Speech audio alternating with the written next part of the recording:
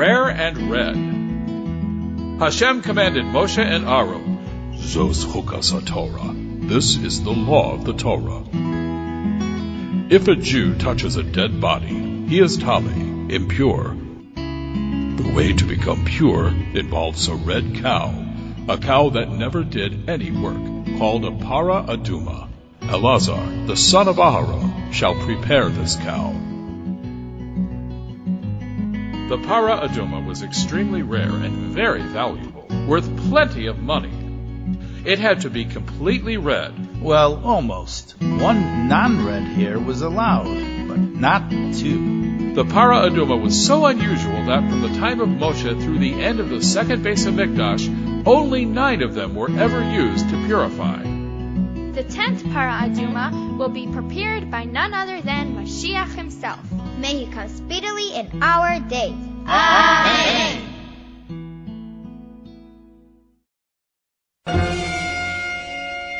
The mystery mitzvah. Hashem continued his instructions. Once a completely red, perfect cow is found, slaughter it and burn it. Mix the ashes with spring water. A pure, tahor person shall then sprinkle the ash water on the impure, tameh person.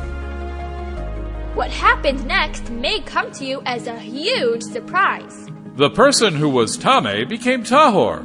And the person who prepared the ashes and was tahar became tameh. I'm just confused. I don't understand. Neither do I. So that's the para aduma mystery. The very same ashes would change someone from impure to pure. And from pure to impure. I'm confused. Why is that? Indeed, many great thinkers, the most famous of them being the wisest of all men, King Shlomo, wondered the same thing. In his book of Koheles, King Shlomo admitted, Amarti echkama v'hi rechoka mimeni. I said I would acquire wisdom, but it is far from me. The Midrash tells us that he tried his best to understand the mitzvah of para aduma, but did not succeed. The solution was far from him. In fact, says the great Torah scholar Rabbeinu Bachya of Spain, who lived in the years 1255 to 1340, add up the letter value of the Hebrew words v'hi rechoka, meaning, and it is far, and it comes out exactly the same as para aduma, 341. Believe it or not. The Stone Story. It was the 10th day of the month of Nisan, almost 39 years since the great Exodus. And then, tragedy. The great, holy, courageous prophetess Miriam passed away at the age of 126. Suddenly, the well of Miriam disappeared. water, water. We must have water. Where do we get water from? Water, please. Water. They all cried out. Indeed, this well was a miraculous rock that had followed Bnei Yisrael as they traveled for almost 40 years. In the merit of Miriam, this rock provided refreshing water, plenty for the people and their cattle. Now it was gone. Hashem, please save us. Bnei Yisrael ran to Moshe and Aaron. Why have you taken us out of Egypt? Why did you bring us into this hot, sweltering desert so that we and our cattle shall die? Yes, there's not a drop of water to drink. We will all die of thirst. Please don't cry. Moshe and Aaron did what they always did. They prayed with all their might to Hashem. After all, it was not an unreasonable request. How can anyone survive in the scorching desert without water? Hashem quickly answered their prayers. Take your staff, Moshe. You and your brother Aharon shall gather the nation. Find the rock of Miriam and command it to give forth water. Let them all witness my great miracle. Once again, the water will flow from the rock. Moshe and Aaron did as they were told, and they assembled the entire congregation. Moshe announced in a loud voice, "Now I will speak to the rock, and it will bring forth water." Look, Someone whispered to his friend. It seems that Moshe is having a hard time locating the rock. You know why? I'll tell you why. That's because the rock of Miriam rolled away. It's now hidden among all the other rocks. Look for yourself. See if you can find it. The people were getting impatient as Moshe tried to decide which rock was the right one. Well, Moshe, speak to any rock. What difference does it make which rock? We are thirsty. Listen to me, you foolish, stubborn, rebellious people. I am the leader here. I know what Hashem told me to do. Do you really think that I could just speak to any rock besides the rock of Miriam and water would come out? To prove his point, Moshe indeed spoke to another rock, not the rock of Miriam, and indeed garnished. Absolutely nothing happened. Perhaps, Moshe, you need to hit it. Hit the rock. Hit the rock. Yeah, remember at the beginning of our desert episode way back in Mara? There, Hashem told you to hit the rock with your staff. You did, and plenty of water came out. Hit it! Hit the rock! Water. Hit the rock! many of them chanted. Hit it! The rock! The Kaiserstein! We need water! And we need it now! Hashem suddenly caused the rock of Miriam to appear in front of Moshe. Moshe figured, Hashem told me to take my staff. Why would I need a staff if not to hit the rock? Perhaps they have a good point. So Moshe hit the rock. A few drops dripped out. Then he took a deep breath and hit the rock again. This time, water gushed out. Like a fire hydrant at full blast. There was plenty of refreshing water for everyone. Oh, yeah! This is astonishing! You have no idea what a good day this is turning out to be. Our tefillos were answered.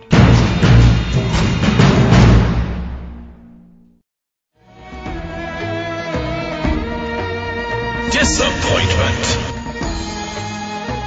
For the rest of their travels, until they entered the land of Israel, the well of Miriam once again traveled through the desert, miraculously providing water for Bnei Yisrael.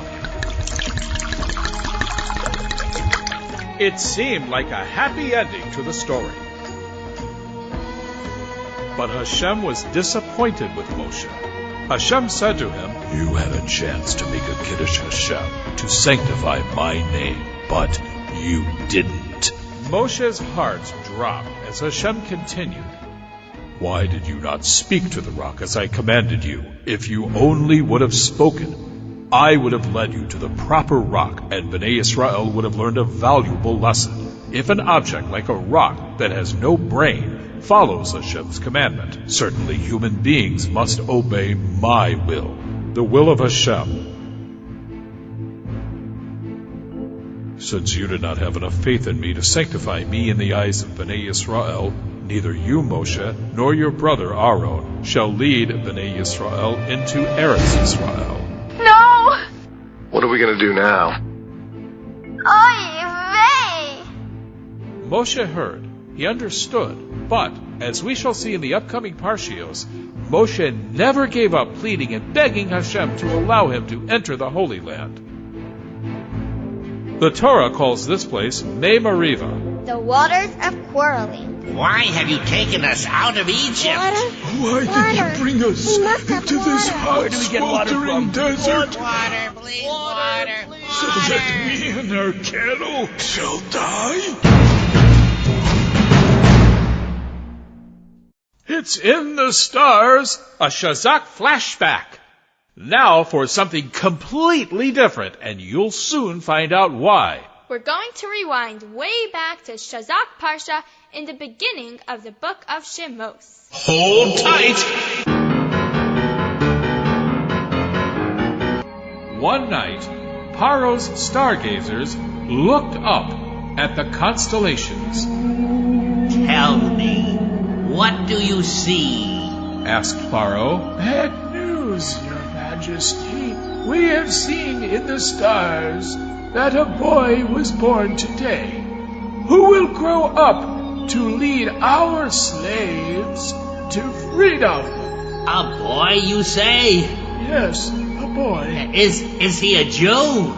We are not certain. The stars are sending us confusing signals. However, the stars clearly show us that this so-called Redeemer will end up being smitten through water.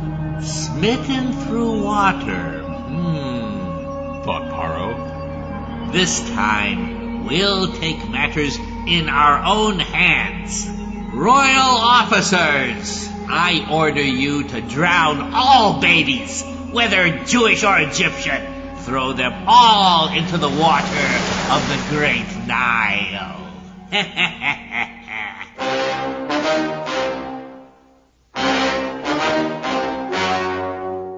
Ad Khan. That means, until here is the quote from Shazak Parsha back in Parsha Shemos. So when the stargazers said that this Redeemer will end up being smitten through water, although they didn't realize it, they were right on target. Moshe Rabbeinu was punished. He was smitten. He did not lead his nation into Eretz Yisrael because of this Mei Meriva, the waters of quarreling episode. Fascinating.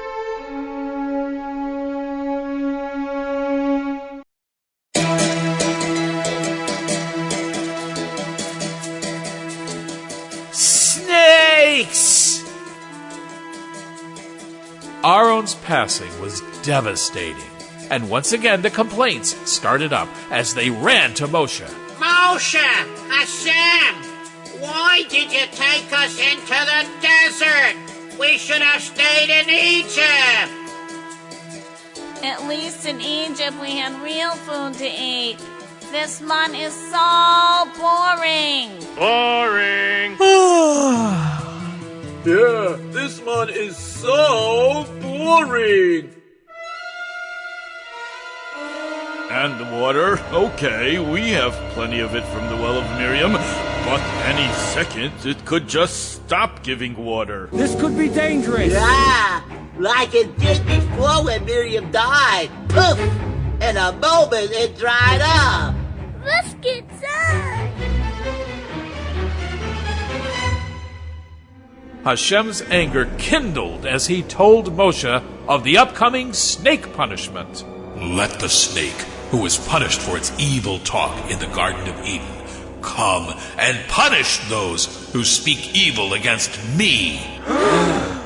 Hashem continued, And let the snake, to whom all food tastes the same, like the dust of the earth, come and punish the ungrateful Jews who have been treated to my wonderful food, the man.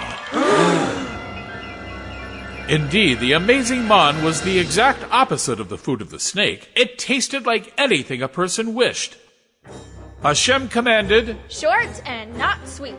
Now, snakes, do your job. Quicker than you can say, slithering, sliding, slammy, sneaky snakes, these poisonous crawling creatures were off, biting, and causing terror in the Jewish camp. No! Is something wrong? Can't you see what's going on? Warning!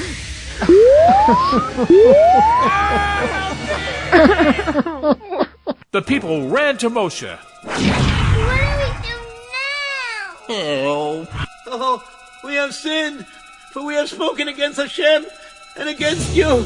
We are so sorry. Please, please pray to Hashem to remove the snakes. Although Bnei Yisrael were not acting properly, Moshe, the faithful guardian of the Jewish people, prayed to Hashem.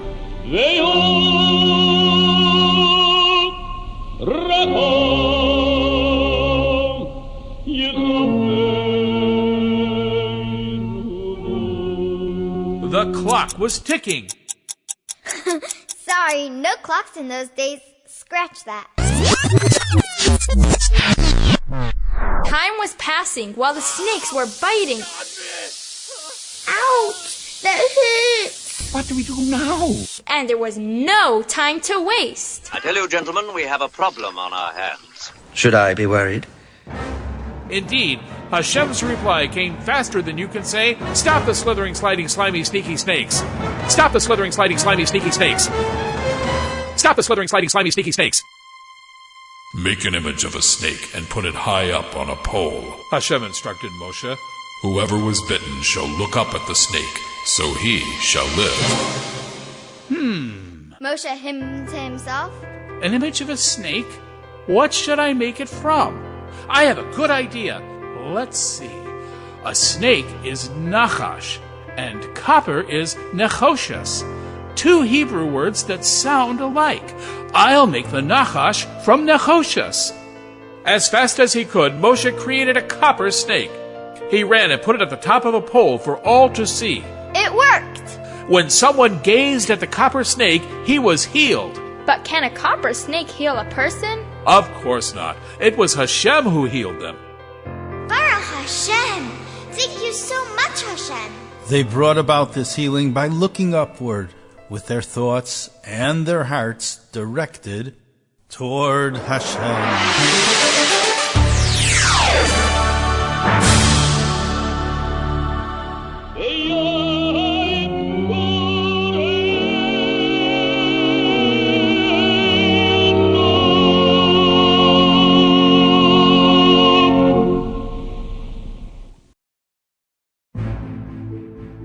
A rock-solid victory!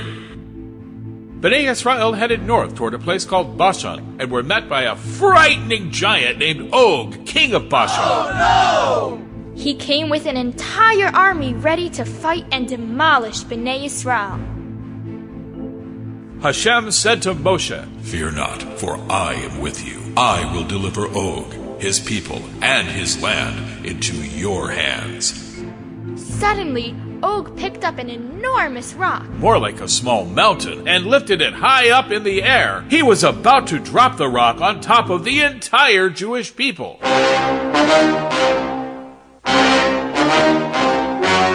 But once again, Hashem came to the rescue. Gazillions of ants ate through the rock. The inside crumbled, leaving only a ring of stone, which fell onto Og and got stuck around his neck. Og tried to get it off, but his teeth got stuck in the rock. While Og had his head in the rock, Moshe quickly picked up an axe, jumped up, and swung it as high and as hard as he could. He hit Og's foot, and the giant toppled over. My, you must be in terrible pain. And died. That was the end of Og. After conquering the land of Og, Bnei Yisrael were even closer to their destination, the Holy Land.